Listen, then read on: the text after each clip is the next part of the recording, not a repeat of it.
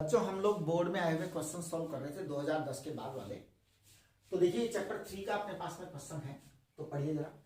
Find the relation between drift velocity and relaxation time of charge carriers in a conductor. A conductor of length L is connected to a DC source of EMF E. If the length of the conductor is tripled by stretching it, keeping E constant, explain how the drift velocity will be affected। देखो बेटा, हमने drift velocity का जो है calculation करवा चुके हैं पहले। ये सवाल पहले भी हो चुका है, लेकिन मैं थोड़ा सा ब्रीफ में एक्सप्लेन कर देता हूं। तो देखिए सबसे पहले drift velocity, it is the velocity attained और acquired by electron because of the electric field in relaxation time. तो देखिए u प्लस आएगा at। u आपका इनिशियल वेलोसिटी 0 होता है before applying electric field net. आपका ये आएगा E capital EF upon m into tau. तो v ड्रिफ्ट आपके पास में आ रहा है small e upon m electric field into tau. देखिए क्या क्या चीजें क्या क्या है यहाँ पर, ये आप समझ लीजिए। E है इलेक्ट्रॉन का चार्ज, m है इलेक्ट्रॉन का मास, EF है इलेक्ट्रिक फील्ड इंटेंसिटी, क्योंकि फोर्स बेटा उसी के बराबर होता है। तो अब देखिए आपका टो जो है वो रिलैक्सेशन टाइम है।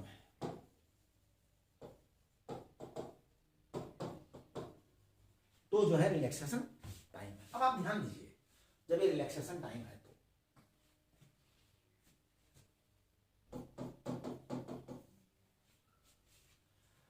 अब आपके पास में यहां पे ये आ गया, इन्होंने कैपिटल ई दे रखा EMF। तो देखिए capital EF electric field intensity. Electric field intensity क्या होता है? इलेक्ट्रिक फील्ड इंटेंसिटी होता है E upon capital L। Electric field intensity होता है E upon capital, that is voltage upon distance V upon D बेटा। तो अब देखिए आप V ड्रिफ्ट क्या आएगा? V ड्रिफ्ट आएगा E upon M capital E upon L into tau. आपके पास में ये आया ये। अब आप ध्यान दीजिए कि V ड्रिफ्ट जो है ये आपके L पर डिपेंड करेगा। L पे इनवर्सली प्रोपोर्शन आ रहा है, प्रोपोर्शनल टू 1/L। आपका L 3 टाइम्स है तो V ड्रिफ्ट 1/3 होगा, है ना। लेंथ इन्होंने 3 टाइम्स की है, length is 3 times, so V drift will be 1/3। ये आपका आएगा, करेक्ट। चलिए इसके बाद में हम अगला सवाल करते हैं। देखिए टॉर्क जो है ना, relaxation time, tau is relaxation time, है ना। Relaxation time tau remains constant. Relaxation time to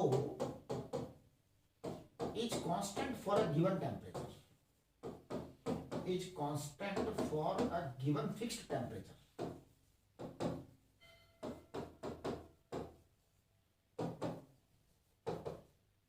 बच्चे ध्यान देंगे यहां पे थोड़ा सा बेटा। रिलैक्सेशन टाइम जो होता है वो टेम्परेचर के इन्वर्सली होता है। टेम्परेचर ज्यादा होता है तो रिलैक्सेशन टाइम कम होता है, टेम्परेचर कम होता है तो रिलैक्सेशन टाइम ज्यादा होता है, ठीक है। चलिए अब हम क्वेश्चन नंबर 39 करेंगे। देखिए क्वेश्चन नंबर 39 को मैं पढ़ रहा हूं। In the 2 electric circuits shown in figure determine the readings of ideal ammeter and ideal voltmeter. बेटे हमें ये वोल्ट मीटर दे रखा है या एमीटर दे रखा है, इसकी रीडिंग निकालनी है ना। यहां पे टर्मिनल उल्टे किए हैं, माइनस प्लस किया है, ओके।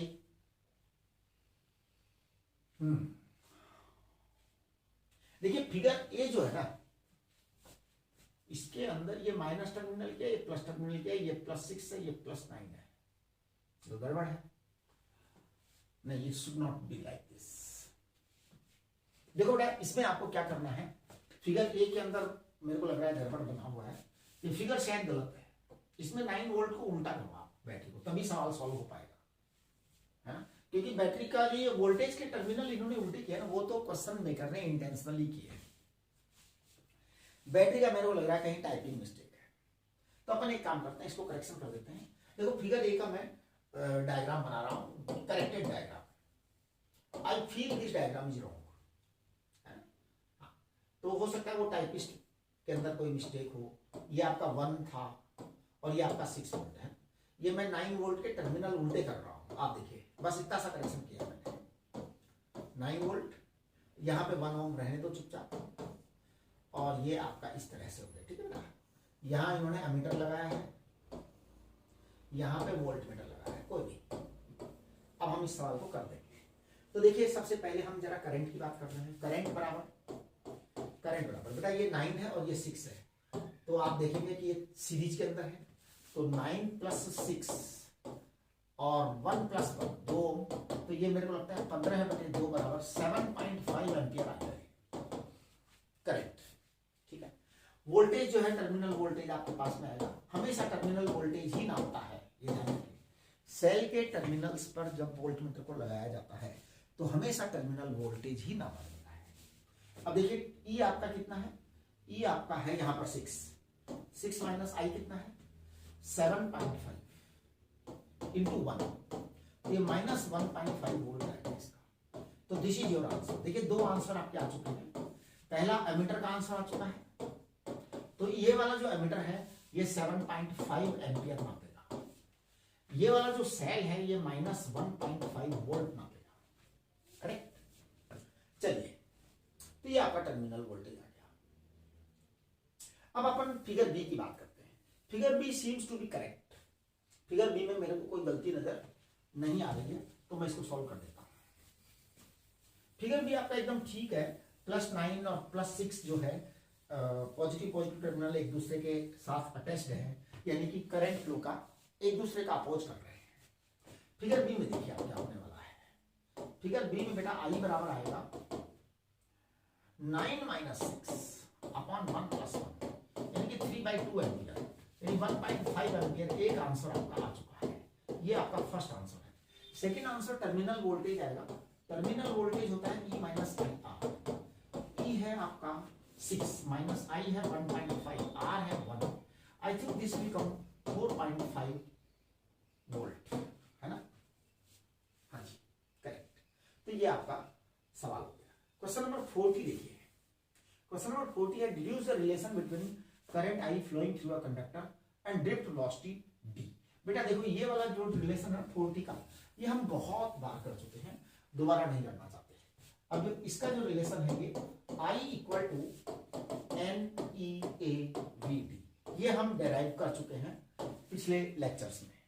अब करने की बिल्कुल भी इच्छा नहीं हो रही है, क्योंकि एक ही चीज बार बार नहीं करना चाहिए। चलिए, अब ये देखिए, सेकंड वाला जो है ना, figure shows a plot of current I flowing through the cross section of a wire using the plot find the current charge flow. देखिए बेटा, एक बात सुनिए, इसका सेकंड पार्ट में करना चाहिए। इसका I होता है करंट बराबर होता है dq/dt, इसलिए dq बराबर क्या आएगा I dt। भाई I बराबर dq/dt, रेट ऑफ चार्ज, तो dq बराबर ये आएगा। तो q बराबर क्या आएगा, q बराबर आएगा इंटीग्रेशन dq। इंटीग्रेशन dq को बोलेंगे हम इंटीग्रेशन I dt। आप 0 से लेके t तक करिए, तो this will be area enclosed by current time graph, है ना। तो this is area enclosed bye IT graph. IT graph का बेटा एरिया है, बस। तो आप एरिया निकाल लो, खत्म। This is the answer, area will be the answer. देखो बेटा, ये एक ट्राइंगल है और ये रेक्टेंगल है, तो सबसे पहले मैं ट्राइंगल का एरिया निकाल रहा हूं, हाफ बेस इंटू हाइट। ये जरा यूनिट देखना, एम्पियर है ना, और ये सेकंड है। बिल्कुल, देखिए यूनिट भी देखना पड़ेगा। हाँ, यूनिट भी देखना पड़ेगा जी। अगर ये आपको यहां मिनट दे रखा होता तो फिर आप उसको 60 से मल्टीप्लाई करते सेकंड बनाने के लिए। अगर यहां आपको मिली एम्पियर दे रखा होता तो फिर आप 10⁻³ से मल्टीप्लाई करते। ये यूनिट का ध्यान रखना चाहिए बेटा। सवाल में पता नहीं क्या देने वाला है। आगे रेक्टेंगल है तो length into breadth, 5 × 5 I think, आप चेक करिए। तो 5 × 5 25, 37.5 कूलोम चार्ज फ्लो होगा। This is your answer, correct. चलिए, अगला सवाल देखिए। Next, determine relaxation power time, define relaxation time of the free electron drifting in a conductor. देखो, रिलैक्सेशन टाइम की डेफिनेशन होती है टाइम बिटवीन 2 सक्सेसिव कोलिजन्स, है ना। Time between two collisions of free electrons, है, ये आपका रिलैक्सेशन टाइम है। How is related with the velocity of the, how is related to the drift velocity of free electrons? बेटा अभी अभी बताया, पिछले ही उसके ऊपर, मतलब आज ही बताया है। Use this relation to express deduce the electrical resistivity of the material. देखिए ये हम कर चुके हैं, लेकिन मैं फिर दोबारा इसको कर देता हूं एक बार, है। देखिए हमने आपको जो है ना दो चीजें बताई, आई बराबर बताया है N E A V T, ये आपको डेराइव किया हुआ है, और दूसरा डेरिवेशन हमने ड्रिफ्ट वेलोसिटी का अभी अभी किया, आज ही किया, E upon M into tau, ये डेरिवेशन हम कर चुके हैं अभी, ठीक है। इसकी मैं वैल्यू यहां पुट कर देता हूं, तो आई बराबर आ रहा है N E capital E upon M tau into electric field है ये बता, ई एफ में electric field intensity, electric field intensity, इसको मैं लिखूंगा आई बराबर एन ई अपॉन एम, तो इलेक्ट्रिक फील्ड इंटेंसिटी को मैं लिखूंगा वी अपॉन एल या ई अपॉन एल,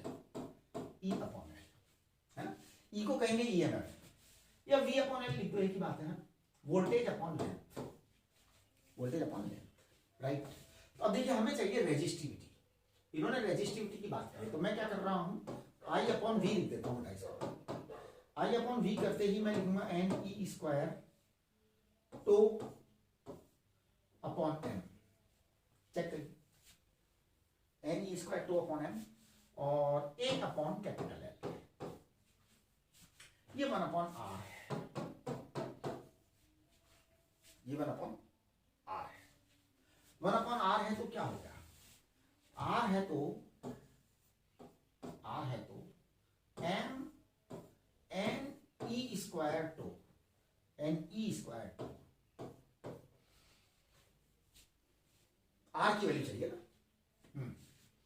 एल अपॉन ए, यह है, चेक करिए, हमने आई अपॉन वी किया बेटा, आई अपॉन वी को 1 अपॉन आर लिखा है, ये एन ई स्क्वायर टू आ गया, तो मैंने इसको उल्टा कर दिया, आर आ गया, ओके। हमें रो चाहिए, है ना, it is equal to rho L upon A, it is equal to rho L upon A, तो इसका मतलब रो हमारे पास आ चुका है, M upon N E square tau, यही इन्होंने पूछा है। देखिए हाँ जी, use this relation to deduce the expression for the electrical resistivity of the material, तो this is the required relation, this is the desired expression,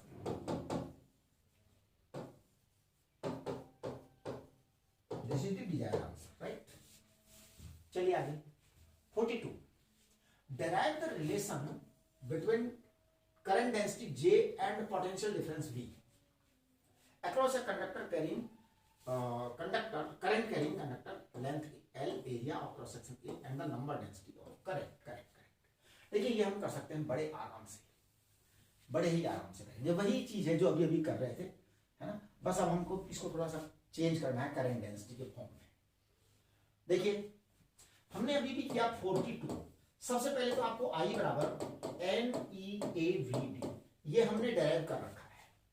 अब देखो इस सवाल का आंसर देने से पहले आपको इसका डेरिवेशन बताना पड़ेगा पूरा, तो ये आप पूरा डेरिवेशन कर दीजिए जो कर रखा है हमने। इसके बाद अब अगला स्टेप आएगा, यहां पर अगला स्टेप क्या आएगा, आप लिखेंगे N E A V drift, V drift को लिखेंगे E capital E M upon tau, ये लिखेंगे वी ड्रिफ्ट को। अब क्या होगा यहां पर आई बराबर आई अपॉन ए, आई अपॉन ए को लिखेंगे करंट डेंसिटी बेटा, आई अपॉन ए को करंट डेंसिटी लिखेंगे हम, एन आपके पास में है number density of the electrons, E square है ना, number density of free electrons, this is given to you, यहां दे रखा है ना, देखो ये दे रखा है। चलिए आपके पास में ई स्क्वायर आएगा, ए आप उधर ले गए, स्मॉल एम आपका नीचे है, कैपिटल ई, कैपिटल है ई है V upon L, V upon L, तो आपका रिलैक्सेशन टाइम है, तो is the relaxation time depends only and only and only upon temperature, बाकी चीजों पर डिपेंड नहीं करता है। तो ये आपका आई अपॉन वी आ गया, this is the current density, तो करंट डेंसिटी आ गया बेटा N E square M L capital V into tau, ये आपका रिलेशनशिप आ गया। डन। तो दिस इज द आंसर 1। अब देखो इससे पहले आपका ये वाला जो है ना, अब आप एक बात कहोगे कि सर हम करें नहीं करें, क्या करें, कि क्या ऊपर वाले डेरिवेशन पहले करना चाहिए। तो मैं बता रहा हूं क्या करो आप। अगर ये क्वेश्चन 1 नंबर का है तो आप ये कर देंगे, 3 नंबर का है तो आप डिराइव कर दो भैया, थोड़ा ज्यादा नंबर का है डिराइव कर दो, ठीक है ना।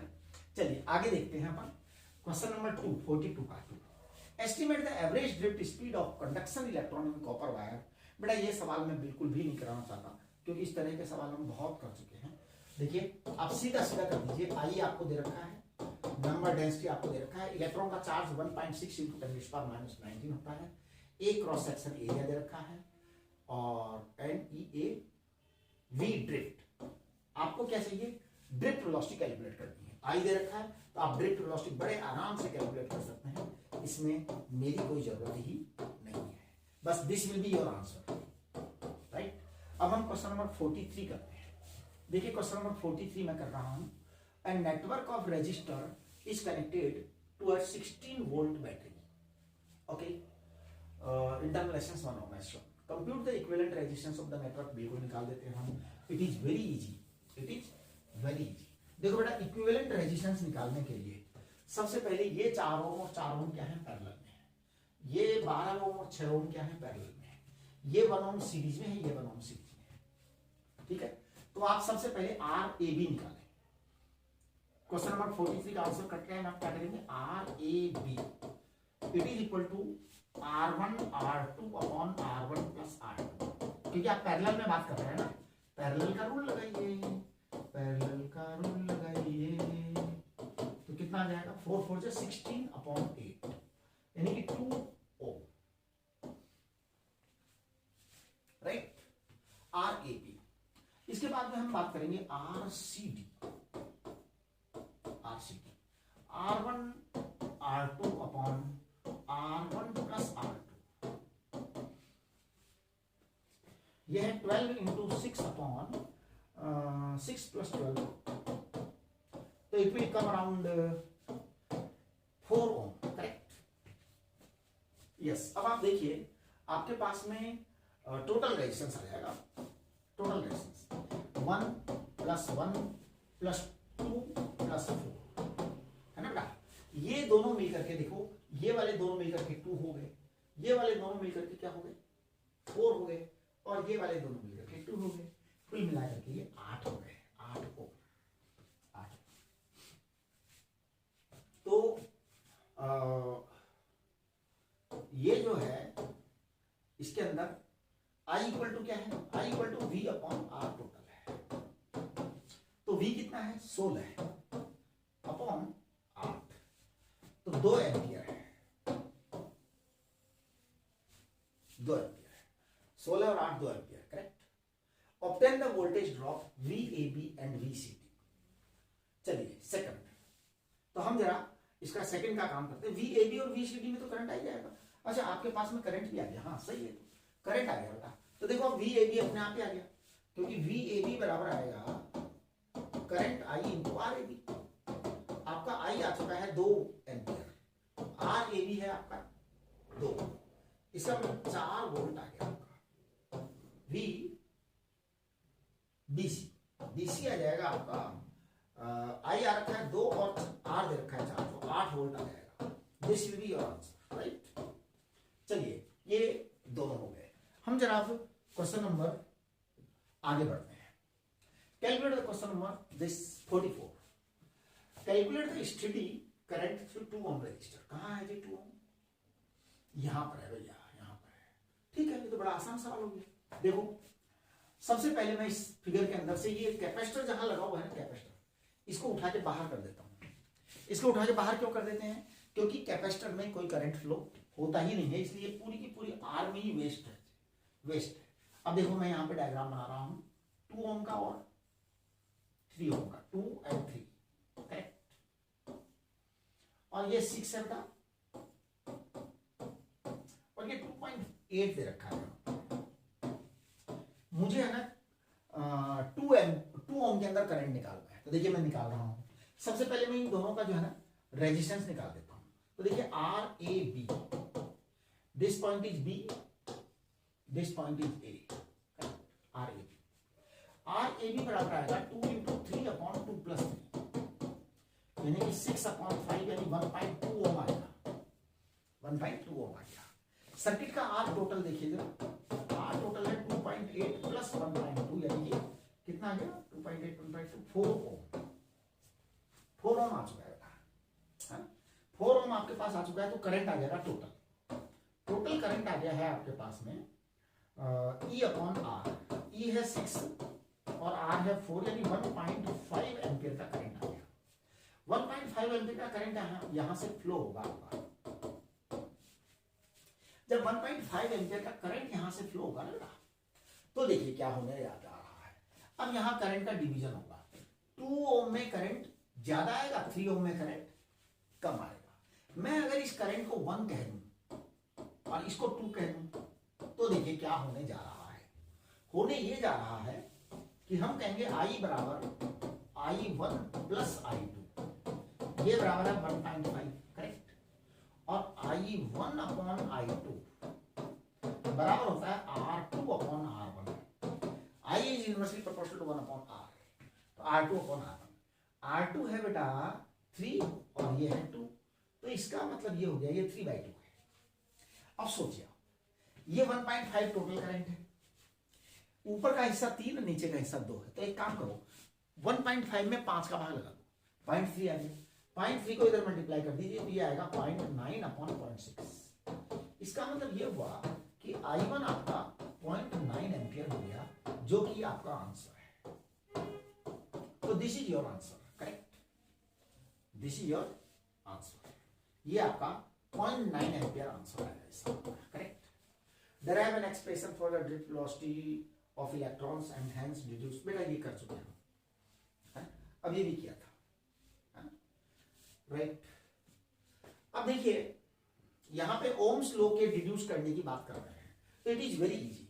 चलो कर देते हैं 45 सवाल को, देखो 45 का ए जो है, सबसे पहले तो आपको मैं बताऊं कि जो ए वाला पार्ट है कि deduce drive the expression for the drift velocity of electron in a conductor. तो देखो बेटा ड्रिफ्ट वेलोसिटी का ये हम बहुत पहले से कर चुके हैं, 0 प्लस 8,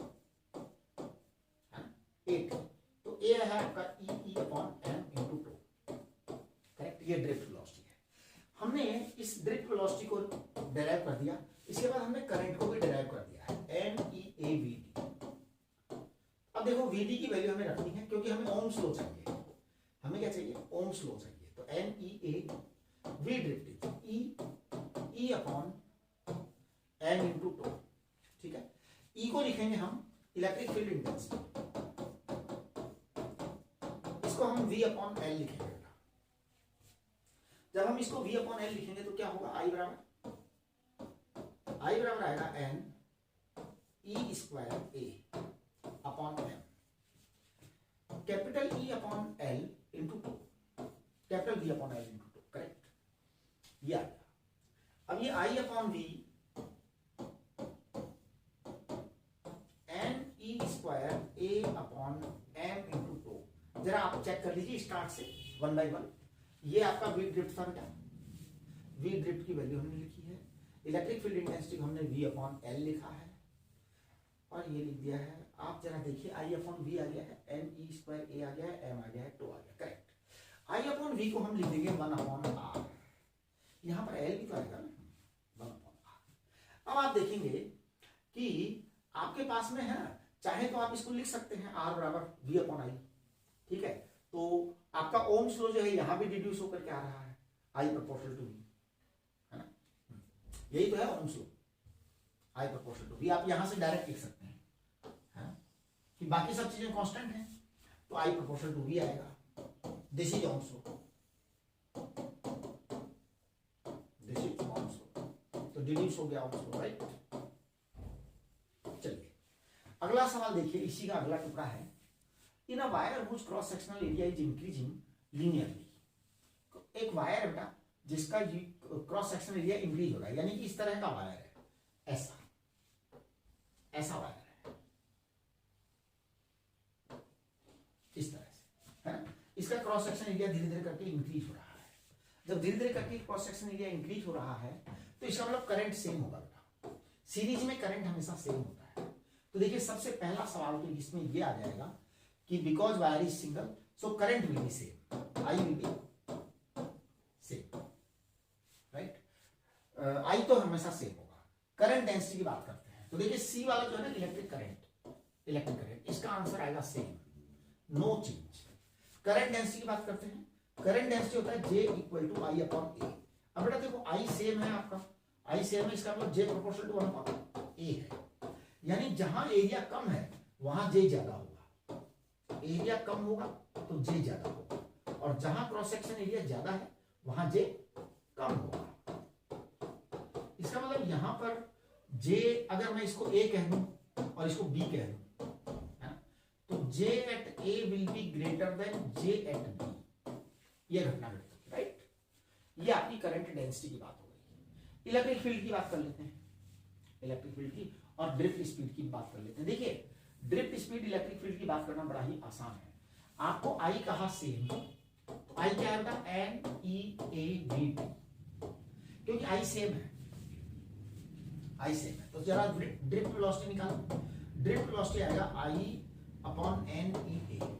नंबर डेंसिटी सेम है, इलेक्ट्रॉन सेम है, तो इसका मतलब drift velocity proportional to 1 upon A. जहां एरिया छोटा है वहां ड्रिफ्ट वेलोसिटी ज्यादा होगी, तो इसका मतलब आपका एरिया जो है ना ए पर ज्यादा है, कम है सॉरी, तो drift velocity at A will be greater than drift velocity at B, correct.